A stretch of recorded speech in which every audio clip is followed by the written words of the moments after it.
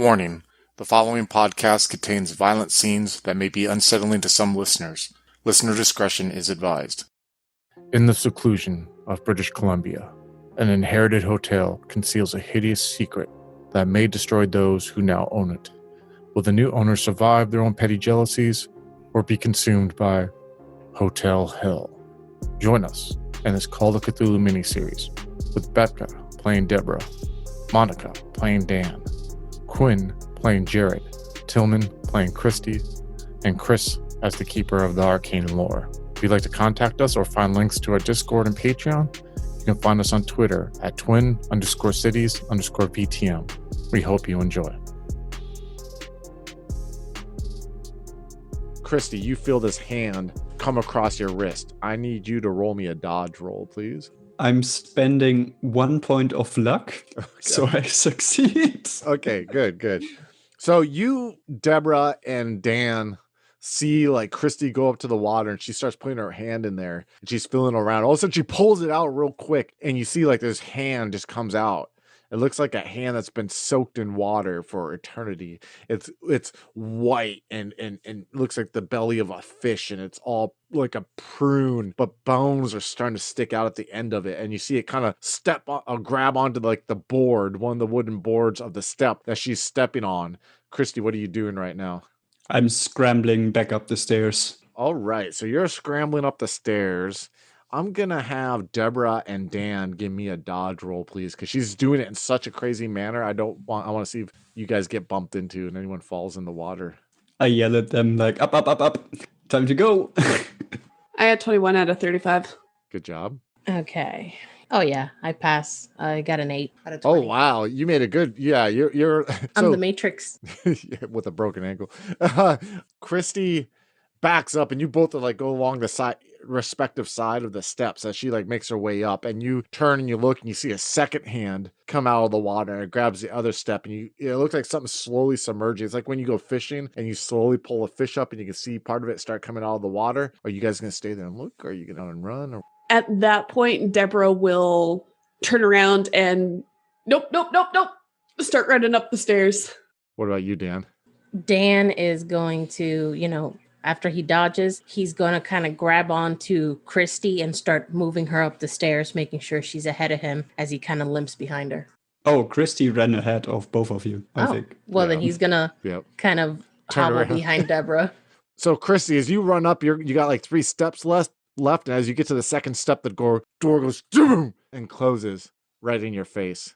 Jared, you hear that from the hallway. You hear a loud bang, like coming from the office area. And Brian turns and looks at you, and he looks at the office area.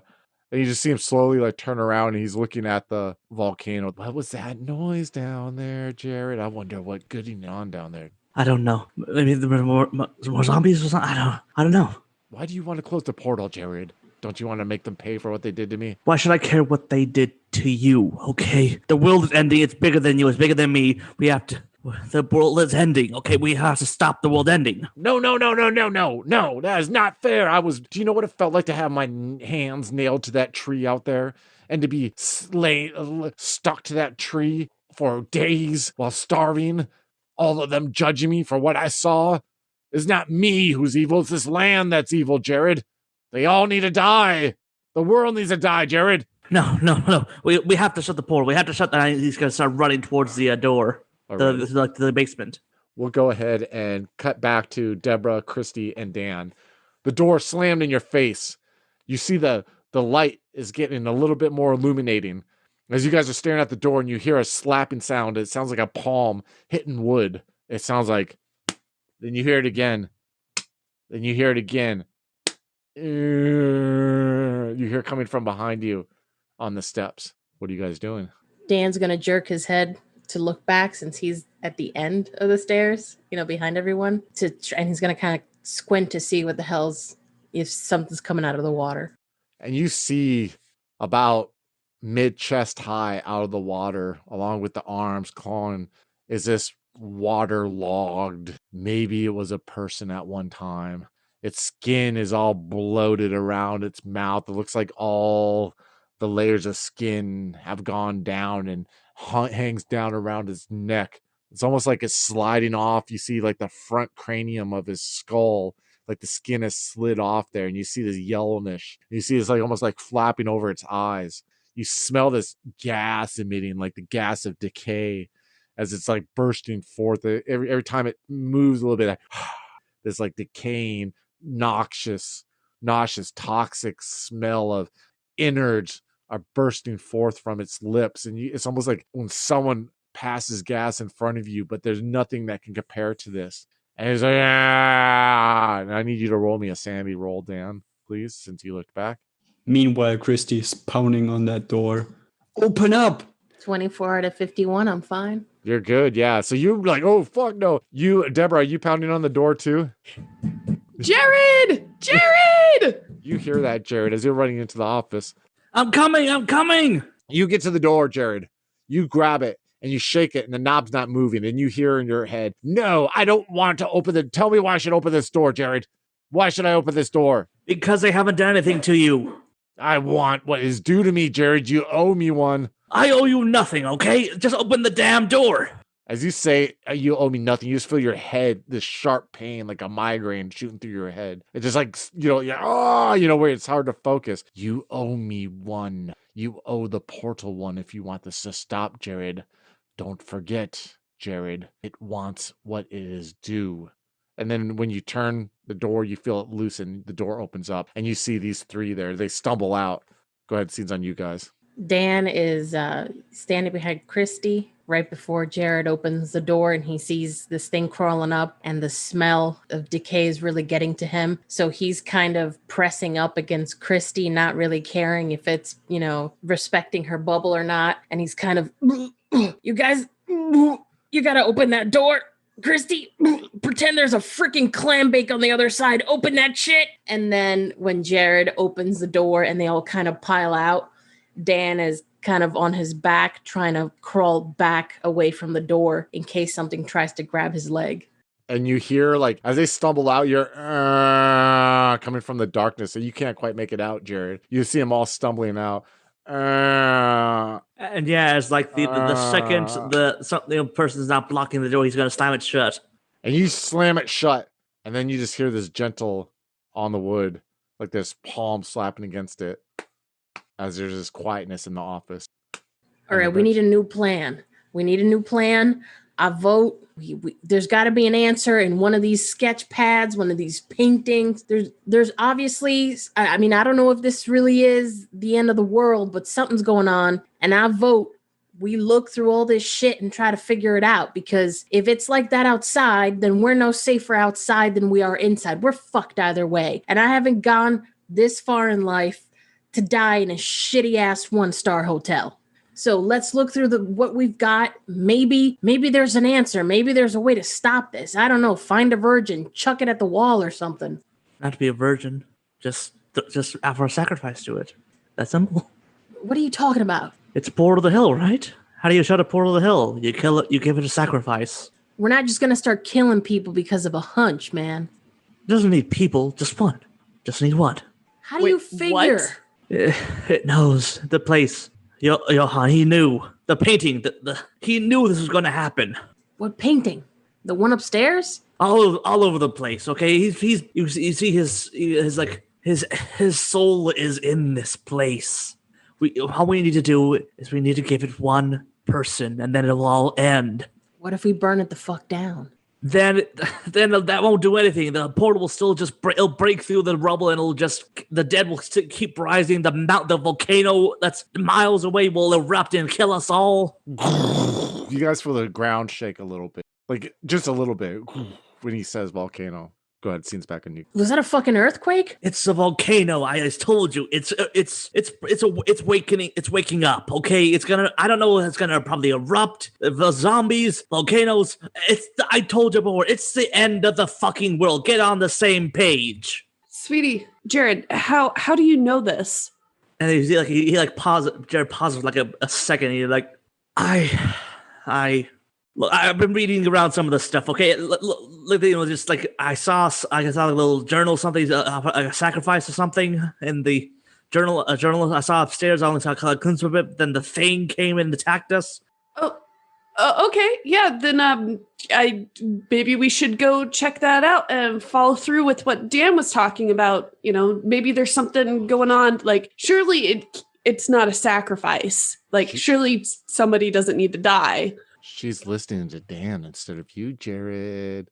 I told you we have something going on. We already killed one thing upstairs. But it was undead. It was already dead. It was just undead. We need to give it a living thing. A zombie. Do you not see the movies, Christy? Please, you know, you've seen movies. I've shown you movies. You know what zombies are. Of course, yes. But so far, I didn't really have to follow that logic, you know. Well, now we do. Look. Do you think logic really applies when zombies enter the world? Okay? I guess not, but I'm not sure why you're so sure. Are these people really worth saving? Look at how they doubt you. This is why I'm telling you that people are not worth saving, Jared. Are you worth saving? I mean, you're not happy. Just let it all end. All the woes you have will end. The failures will end. The business will. Your bad marriage will end. I'll get my revenge. And we'll all be happy, Jared. We'll all be happy. No. And then other three characters, you see like Jared just like literally just shake his head. It's like, no, look, I just know it has to be a sacrifice. Okay, look, there's. What else? Do you honestly think we could just like sit in a circle and sing "Kumbaya" and it'll end? No, this is magic shit. This is the end of the world shit. Okay, what else can you do aside from sacrifice or something? Can I roll my occult to find out whether we can just sing "Kumbaya" and make it go away? What's your occult rating? 20. It's not that good. I'm gonna have you roll a hard version of it, which makes it like 5. You know what I mean? I believe. Wow. So. Okay. Yeah. Okay. Then Christie's clueless. Yeah. No Cthulhu masters. Fucking just a bunch of love triangles. So, you guys are sitting there. Go ahead. All right. I look. How about this? How about we draw straws? Okay. How about we and then the person They already got the Reverend. Why are you so hellbent on? We need to stick together. If we stick together, then just gonna find a bunch of our then they're just corpses. Will just keep each other cold when the volcano erupts. All right. Chrissy. She's got a point. If it was about killing somebody, they already got the Reverend and shit's still happening. So before we talk about offing some people and possibly going to jail, because it ain't a pretty place in there, how about we just slow the fuck down and try to see if there's another plan that doesn't involve, I don't know, human sacrifice. I don't want that brute touching my painting. No, I don't want him touching my paint. And plus, you see the way he looks at your wife, don't you? I know. Shut up. But it's okay. I mean, I know. Who am I to judge? Why are you telling me to shut up? It's a good point. Look, he wants to test you in front of her. He's testing your manhood. I say you let him go to the paint, stab him from behind, and then you drag him down and you put him in the pool. And that's the sacrifice. And the women both will think you're strong for doing that. Maybe. Look, all right. Sorry. I'm just everything is getting to me. Look, okay. If you want to go around check other paintings and stuff for like another clue, I'm telling you, we need a. You'll show them the way, Jared. You'll be friendly with them. All right. I think I'll show you where I found the journal upstairs. Just follow me, Dan. All right. I don't feel comfortable with the ladies just staying by themselves, so I think we should just all go up. Well, they can like there's like look around for other clues or something. You say you want alternatives. They can find alternatives. I'll show you one way to look around. And they could talk to Brian and find out what Brian knows. He's a local. He might know something, right, Jared? Yeah. How about you go talk to Brian? He should still be around. He looks around. All right. Deborah, I'm gonna take care of Jared for you. If you and Christy want to go out there and kind of touch base with Brian, see if anybody's still around, if they left a vehicle behind, just if we need to make a speedy getaway, can y'all make that happen? Yeah, we can. We'll figure something out. Deborah, give me a psychology roll, please, as they walk off. 40 out of 50. Good job. So there was a moment when you and Jared first got married a few years ago where Jared had like a couple drinks with people after work.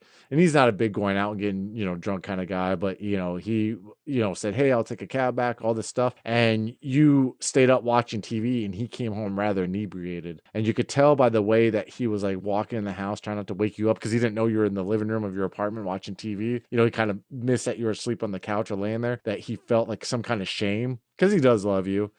And you see like he kind of was like, just his body language. And you can tell that now when he's following Dan, that he has that same body language right now. Like he's hiding something, like it's like a guilty conscience kind of thing. Because he's a sweet guy, kind of a loser, but a sweet guy nonetheless. You know what I mean? So, Hey, he's my loser. there you go, right? So Deborah will hold back, and before, like right as Jared tries to leave the area, she'll like pull on his sleeve to kind of bring him back, like kind of give him a hug as the other two leave the room, and she'll whisper, "What's going on? Are you okay?" The world's ending. I'm not okay. I'm not okay. Okay, Babe. I'm not okay. Hey. I'm here. Just what is going on? I told you, okay? The world is ending. We need a sacrifice, and we need... you saw the thing in the basement, right? There's a portal there, okay? If we just give it something... we saw something, a person down there. That light's a portal? Well, I don't know what the hell a portal looks like, okay? It's whatever the shape it takes, okay? We give it a sacrifice. It all ends. Well, I'm going to look before we do anything drastic. Hopefully we're right, that there's some other way. Don't do something that you're going to regret. I won't. She's just saying that because she wants to sleep with him. She doesn't want that stud of a man to die. Shut up. And then again, it's like Jerry, he like sort of like, grimaces and like shakes his head, and then he's like, I'll see you in a bit. And before Deborah like really lets Jared go, she gives him a nice peck on the cheek. Okay. Let's talk about what's going on in every character's head right now, because it's like we haven't done that in this session so far. So we're going to start with Christy first. We're going to go like in levels of severity right now. Christy, what's going on in your head right now? I think Christy right now is getting very desperate. She was like on an adrenaline rush for the last 15 minutes, and now she's kind of coming down. She's got all kinds of gunk in her face that she doesn't really want to think about. And I think she really is at a loss. And she feels like Jared lost it somehow. Like yes, of course, crazy things are happening, but he seems to be reacting in a way that is also very insane. And she's scared of going the same route. Like she's afraid that if she doesn't hold it together, that like everything truly falls apart. Yeah, I love that whole, I know crazy shit's going on, but he seems to be losing it. I'm like there's any other option, but I feel you. All right. What about you, Deborah? What's going on in that head of yours? I love, by the way, the wife's. So it's weird because she can see what's going on around her, but she hasn't quite made that connection that it's the end of the world. Like, we're in Canada. What the hell? Like, why this place? So she's still reconciling, coming to terms with that. And like, she doesn't like hearing that her husband saying we need to kill somebody. She's really concerned, but at the same time, she doesn't really know what to make of anything. She's never had to deal with anything like this before. I sure hope not. I know, right? What about you, Dan? Dan's uneasy at the thought of being alone with, crazy Jared. And he's even more uneasy about having to go back upstairs where he saw that weird corpse that Deborah and Christy took care of. Part of him still thinks that if he goes up there, it'll be waiting for him. So he's a little bit on edge. He's limping, but he's kind of riding on adrenaline right now. He's ready to stab something if he needs to, but he's looking to just get up there, grab the stuff, and he's kind of battling in his head, taking this stuff seriously and thinking maybe he's just finally lost it after all the years of drugs he's done. So he's kind of grappling with whether or not this is reality, but at the same time, taking it as reality just in case. And our favorite insane person in the group, Jared. What's going on in Jared's head? So obviously Jared is like fully really like grasping, oh my god, this might literally be the end of the world, and the actions I do here might end. Like he's like, oh my god, the world's really ending. There's a portal to hell in the basement. I need to kill somebody and sacrifice to it. And just that I just the thought that fast, like, holy shit, that is insane, but it's real. It's insane, but it's real. And of course, part of him wants to listen to the voice in the head saying, to listen to him and believe what he's saying. But the other part of him is like, look, he's warring between like his own fears and suspicions versus actually part of him still wanting to, behave like a rational person and not just murder somebody out of because a voice in his head told him to do something. For sure. So are you guys going upstairs right now? Yeah. So you guys walk upstairs and you go back to like the main stairway in the middle. Who's walking first and who's walking second? Are you guys walking side by side or? I think Dan went up first, so Jared will be behind him. Yeah. So you how about who has the gun still? The rifle?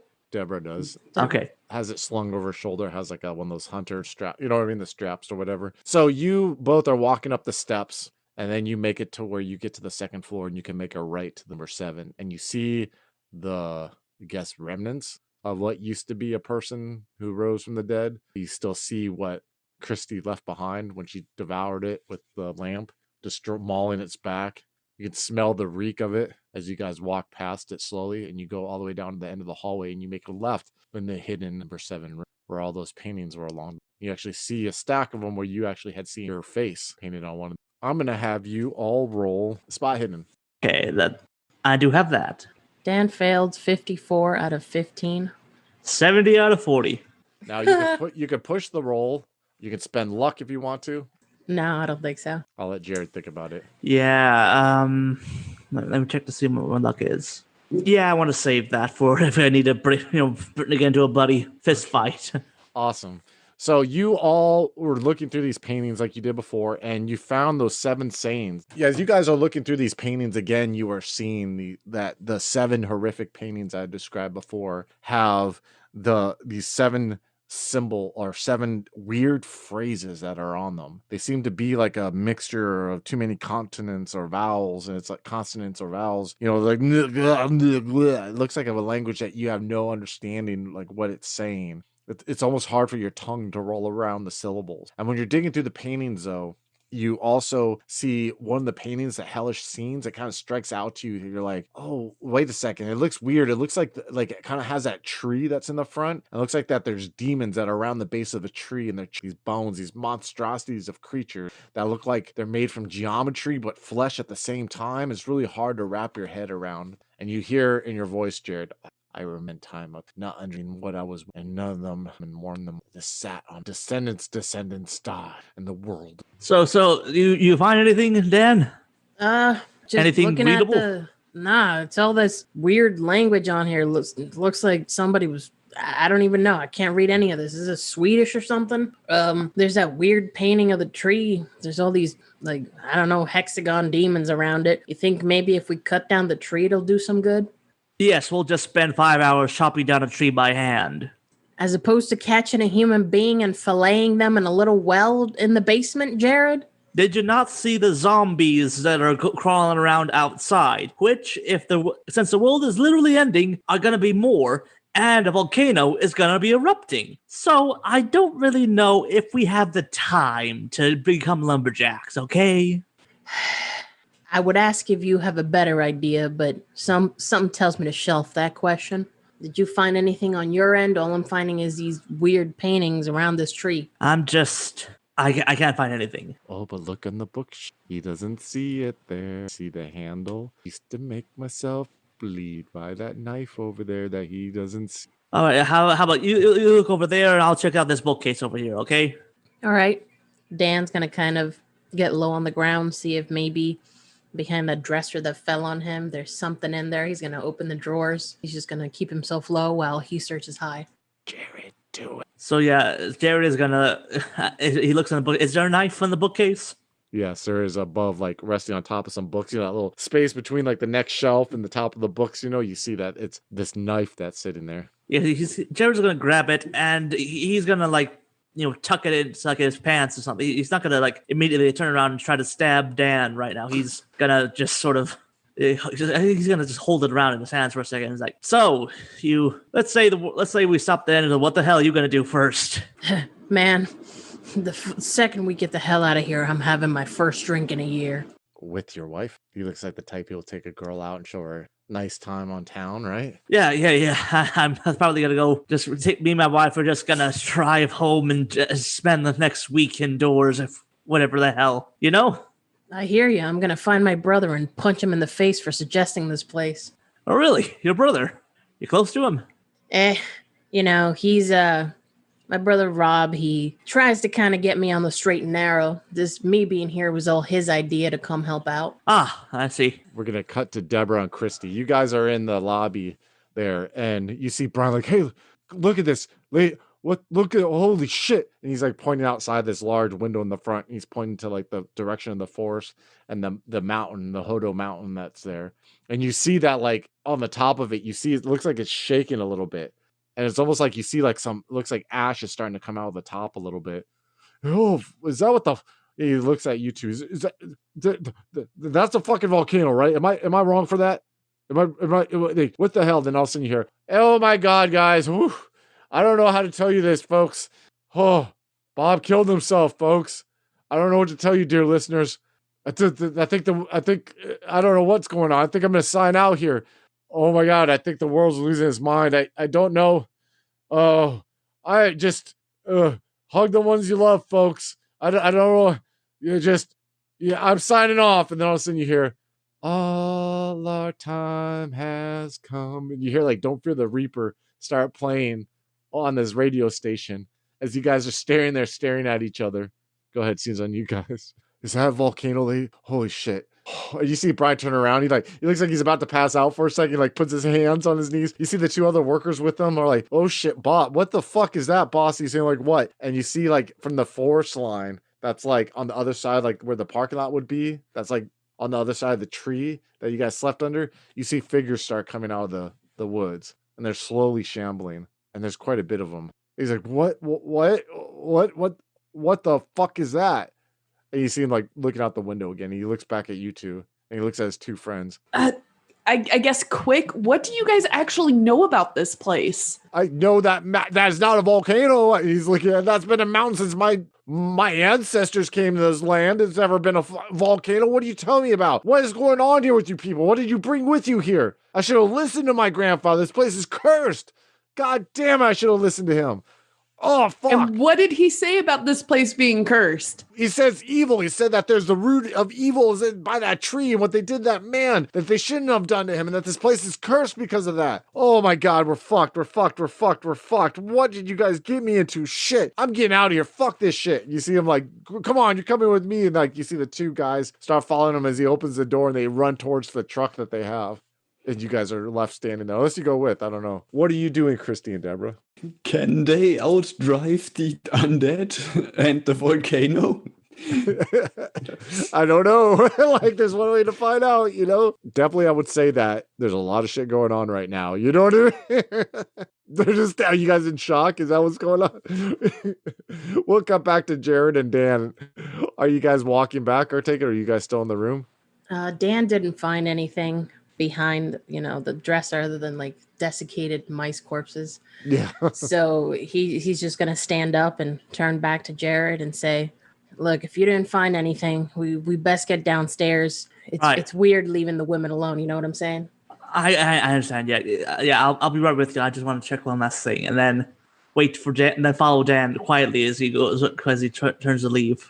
Okay. I need you to give me a stealth roll, please, Jared. All right. Come on, dice. Don't fail me now.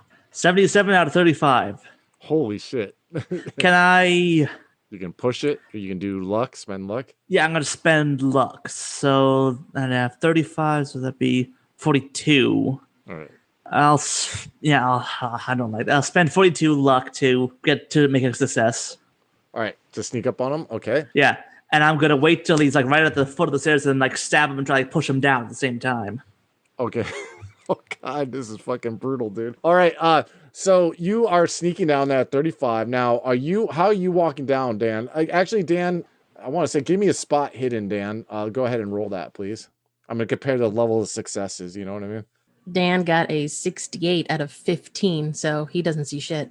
So, okay, Jared, I'm going to have you roll. Your brawl is 25. 83 out of 25. Yeah, there's no getting out of that one, right? So you can push the roll if you want and have there be we agree some catastrophic effects. Yeah. Okay. So we'll say if you miss this one and you don't get this one, you're gonna trip over yourself and fall down the stairs like past him with the knife. You know? Can I at least take him with me? Am I tripping? No, because this has to be a catastrophic event with Okay. you. So, and we'll say you take like 1 damage from doing that. Okay. Come on. 20. Oh shit! So God, you take much glee in hurting someone. Now, I'm joking. So let me find the damage for a knife here. 1d4 plus 2. 8. So, 8. All right. So, dang, dude. And if you take more than when it comes to damage, what's your hit points? What's your Dan. hit points, Dan? Dan, after his ankle injury, he's down to 11. Oof! Ouch. So Dan, you feel like this. You're walking down the stairs. All of a sudden, you feel this sharp pain, just like in your shoulder blade. Like it goes like right through your muscle and your back and your shoulder blade, and you just feel like it like takes you off, or it almost like punctures your lung. And you just feel like, and you feel blood splatter out of your mouth as you go and you go down the steps. You turn around, you see Jared is standing there with the knife in his hand right now, and he's staring at you. You see blood is dripping off it. He looks fanatical. Deborah and Christy, you see this right now too. Deborah, you see your husband standing there with this knife. Blood is dripping off of it. You see Dan just came like stumbling down, holding his shoulder, and he looks like blood is just pouring out of his back, like it's splurting, like maybe like some kind of artery was hit. You're not quite sure. Blood is coming out of his mouth as he's turning to look, and you see this too, Christy. All right, so we're going to go into, I take it, maybe a combat situation at this point. So how combat orders work is the highest dexterity is the first person to go. Second, third, fourth, and fifth. So we'll kind of take it from there. So, Deborah, what is your dexterity? It is 70. 70. All right. And what's your dexterity, Christy? Also 70. What is your dexterity, Jared? 60. 60. And what is yours, Dan? 80. 80. Okay. So then Deborah and Christy, whoever has the highest combat skill, higher percentage of a combat skill will go first. So what's your highest combat skill? Brawl 70%? Does Brawl? that count? Yeah. Yep. And what about yours, Deborah? Oh, Deborah, yours is shorter? Okay. So it's going to go Dan, Christy, Deborah, and Jared. So Dan, you just got stabbed in the back and you turn and you look and you see this figure like 3 steps above you holding a knife. You're feeling really woozy right now though, dude. You're taking some serious damage. Like a lot of the stuff you're going to try to attempt to do is going to be at a harder difficulty right now. So what are you doing? Oh, okay. So Dan is probably going to try to remain on his back to apply the pressure of his own weight to his wounds. And he's reaching down to the best of his ability. I don't think he can reach, but he's patting himself, trying to get his switchblade out from his pocket. And he's got his other hand up in a defensive stance, like trying to shield his face in case Jared stabs him again. All right. So yeah, you're able to get your switchblade out weakly and you put it up with your left hand while your right hand is trying to like protect you, which is always the thing that like, ugh, getting attacked by a knife just keeps me out, you know, especially when they in the movies where they put the hand, they just cuts their hand. You know, anyways, so you're able to do that. Christy, what are you doing right now? As you see your friend just rabidly, like looking rabid with this bloody knife, like standing on the steps, like you just attacked Dan. I'm not sure what I can do. Like You how do much have your distance- lamp still. The lamp. No, I don't. Oh, you don't? Okay. Yeah. No, so, You I've can dropped that. avenge me, goddammit. How? so you're just gonna stand there, kind of look right now, and be like, "Oh shit!" Like kind of shocked. I mean, I guess I could try to run forward and disarm Jared. Okay. Would you like to try to do that? Yes. And I don't feel like I have many other options. Yeah, I mean, you don't have to. You can always just say "fuck this" and run. You know what I mean? But I get it. I get what you want to do. So let's go ahead and we will do disarm here right now. I'm gonna have you roll a brawl roll, please. And Jared, what would you like to do? You can do 3 options. You can fight back. You could dodge. Or you can do nothing. I guess I'm going to fight back, just like because I'm just yelling at them. We have to give it a sacrifice. We have to give the portal a sacrifice. All right, so I'm going to have you then roll a brawl then. All right. Also, I think I crit fail. What did you I have a roll? 98. No, with a 98, if you have less than 50%, a 98 is a crit fail. But if you have, let me. Oh, no, I have 70. Okay. Yeah. Let me verify that real. I got a 7. Jesus fucking Christ, dude. The dice want me to kill him. So, go ahead and roll the damage that you rolled before. 1d4 plus 1d3 plus 2. Jesus, motherfucker's going berserk. Oh. Plus 2. 6. And what's your hit points, Christy? Right now I have 12. All right, so you lose half your hit points. So you get stabbed. You run forward, and you try to like grab the knife from his hand, like his wrist, and he just goes and he plants the knife like right in your chest, like on your shoulder, like where your shoulder and your chest connect. You feel your tendons there, just like slice through. You feel the point of it, like it goes upward direction because he's stabbing you from above, and then like the tip of it you feel goes out your armpit almost for a second, and then he yanks it back, and you feel this blood just like drenching, coming out, spurting out the side there. Deborah.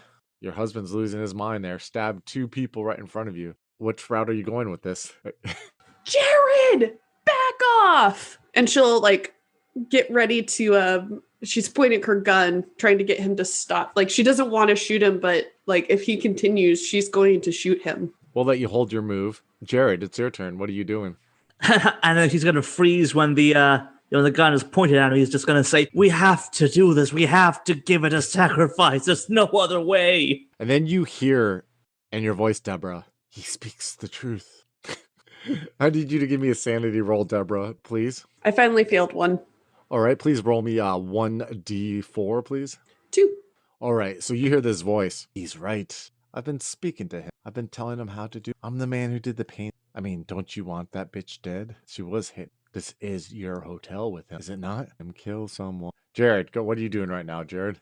He'll like slowly, like he's like trying to push past Christian, try to get closer to Dan.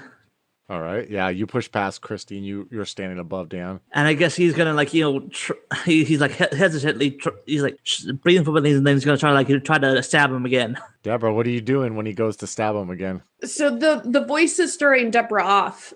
She doesn't understand where it's coming. Like this is So she's just like shaking, holding the gun, like almost just watching everything unfold around her. So Jared, if you're gonna attack, roll me an attack roll. Dan, I'll need you to roll a hard version of your dodge, which I believe your hard version of your dodge is 20%. So you need to roll under 20. Hey, you have just as much luck as Jared has with... Unless you want to attack him. Do you want to attack him? You can roll the hard version of your attacking too. Is your call, Dan. I don't think he can attack with 3 health points, considering he's bleeding out. I mean, you could stab his leg, but it'll be a harder difficulty. That's what the harder difficulty, is for. So your attack would be 20% also. So they're both the same, Remember, you can spend luck or push it or whatever. Yeah, you can do that too. It's your call. So what would happen if I spent my luck? If you rolled and you missed any of your rolls, you could spend your luck to like drop the, let's say you have to get 20%, right? Or lower, right? And you roll a 50, you could spend 30 of your luck points to get it to that 20%. It's your call. Or get it lower because it goes by degrees of success, right? So let's say Jared has to roll under 25 to attack you, and you have to roll under a 20 to dodge, right? Let's say Jared rolls a 23 and you roll a 15. Well, you have 5 points of success because it's 5 less than what you had to get. So you would win that competition. Okay. Well, if in order to attack, I would need to get a 20 or better, I got a 60. Or 20 or lower, you'd have to get lower than it. So if you rolled a 60, what's your luck right now? 55. You could spend all 55 of your luck points and get that down to 45, or no, 15, which will give you 5 levels of success if you want to. I mean, it's a life or death situation here. Yep, I'm doing it. All right. So you got to roll an attack with, are you dodging or are you attacking? Because they both attacking. Attacking. All right, Jared, you need to roll under your 25 for your attack, I believe, right? All right, let me... 59, did not do it. Did not do it. So you go to stab him and Dan takes his knife and you didn't see it coming. He like stabs you in your thigh. Give me damage. It's the same. It's 1d4 +2 plus what's your attack modifier? See, I had your attack modifier here. Your attack modifier. Oh shit. What's damage bonus? Where's your D? Oh, 1d4. So you're rolling 1d4 plus 1d4 plus 2. So 2d4 plus 2. I hope that helps. Please don't kill me. You would have a sacrifice. How's it going there, Dan? That's my bad. I thought you were asking him to roll. Hang on. No. It's where you gotta So roll your damage. 2d4s plus 2. My bad. Yeah. I got a 10. What's your hit points at right now, Jared? 10. Holy shit. So, Dan, you take this knife that you have in your hand and you just slam it as hard as you can into his thigh. And you hit his artery that's in his thigh. And just blood just like starts pouring out like quickly. It's almost like you didn't realize. As soon as you pulled the knife out, all of a sudden it starts just pouring like a faucet out of his leg. And you see Jared puts his hand on his leg, like he thinks he can stop it for a moment. And you all see this. And then all of a sudden he starts wobbling for a second and he falls down on the stairs and he starts sliding down the stairs. And he keeps trying to put his hand on his leg to prevent it. And blood is just pouring out too quick. And there's a moment where he kind of looks at you for a second. Go ahead. What were you going to say, Deborah? Deborah will, like, as she's seeing that happen, she throws down the gun and makes her way to try to catch him before he falls off the stairs. Deborah comes running along as he's sliding on the stair, and she goes and she scoops him up. And he's like in your arms right now. And I'll let you say one final thing, Jared, as like the blood is just pouring down at a ghastly rate as she's holding you in her arms. Shut down the portal. The sacrifice has to end it. So you got one person who's laying there bleeding. You got another person who's holding her chest who's bleeding, leaning against the stairs. You got your dead husband in your arms. What are you doing, Deborah? What is everyone doing? Scenes on you guys. Dan is gonna just watch as Jared starts bleeding out and he sees Deborah holding on to him. And, he's kind of coughing blood. He's gonna look up at Deborah. Debbie, throw him in. End it all. It takes a moment for Deborah to like register what Dan is even saying. She's like looking down at Jared and she's like lightly shaking. Jared, throw him where? The portal. The basement. Okay, we'll go with this. Deborah is kind of in that shocked state. Yeah. Where like nothing's making any sense right now. So she will scoop up Jared's body and she's just at this point hoping that when she throws him in this portal thing, that she'll just wake up from a terrible nightmare. Oh, she's like in the shock almost. Like, oh. So you see Deborah, Christy, and Dan. You see Deborah like dragging Jared under the arm. She has like this butt of this rifle that's like clanking against her. She put it around her shoulder. She looks like a hot mess. Christy, you realize when she's getting the door, you remember that thing that's on the other end of the door there that almost grabbed you. As she's going along there and she's about to open the door. What are you going to do anything? Or are you just standing there watching and shock yourself as blood's pouring down your chest? Chris is going to try to yell out, like, careful. You hear that, Deborah. Does it resonate with you when you hear her say that? She'll hesitate slightly in front of that door, remembering she didn't see what was back there, but she remembered they all ran up from there. In that moment of hesitation, does she hear anything on the other side? You just hear this soft, like, clawing on the wood. You know what I mean? Almost sounds like a hand that's weakly trying to like open the door, but it can't. It's like coming from the bottom of the door too. Like, you just hear like this soft padding. She's got panic welling up inside of her and she'll put Jared's body down off to the side and she'll swing her gun back around and be prepared to waste more ammo as she opens the door and gets ready to shoot. You open the door and you see that figure just like, I'm not going to make you roll because it's like right there in front of you. As it's looking up, you just like put your barrel to it and you're like, crack! And you fire around into it and you see the wet splatter of it shoot behind its head as it like lobs over some of the steps you hear it splash in the water, like splashes in the water below as it kind of just rolls over and just kind of like is laying there. Gun still up, looking down the staircase, seeing the water just kind of settle, and then she'll slowly put it down and grab Jared's body again. Oh, God, this is like a scene from a fucking movie. I swear to God, So you drag his body down. Eventually you get into the where the water starts, and the room is bright now. It is bright like you wouldn't imagine. It's this eerie, like kind of red tinged grayish light that's coming out there. And you look at the wall and you see that now it's like 5 feet by 5 feet, and you see a landscape past it. And you see it looks like a road. And on both sides of the road, it looks like there's these huge poles that are like telephones, but they're skinned, flayed figures that are hanging from these poles, like they're nailed to them, or they're like they're some of them are even spikes that are like going through their stomach or through their neck, like they're withering in pain. And you hear like the smell, or you hear like the sound of moaning and of retching, of sobbing. And you just hear like in the sky, you hear wings flapping, it sounds like. And you see like silhouettes of creatures in the background. And you swear you see these mountains far off in the distance. And one in the mountains seems to shiver for a second, like it's moving. And you realize it might not even be a mountain. And that moment where you drag Jared in there and you notice the water seems to drag him into the portal almost. You see that slowly it's pulling him in there as you let him go, as he's floating there. And he floats off into the portal, and the portal closes slowly behind him as he breaks and you see the light start shaking and flickering. You see the almost like the mural starts coming back as if it's rebuilding itself as you're sitting there alone in this water. We'll fast forward and do a time jump. 2 hours later, you're able to patch up Christy and Dan the best of your ability. You got through on the satellite phone, and you realize that there's a lot of craziness going on in the world right now. The local paramedics from the local reservation will be coming to help you out because Brian was able to get there and tell them about the insanity that was going on.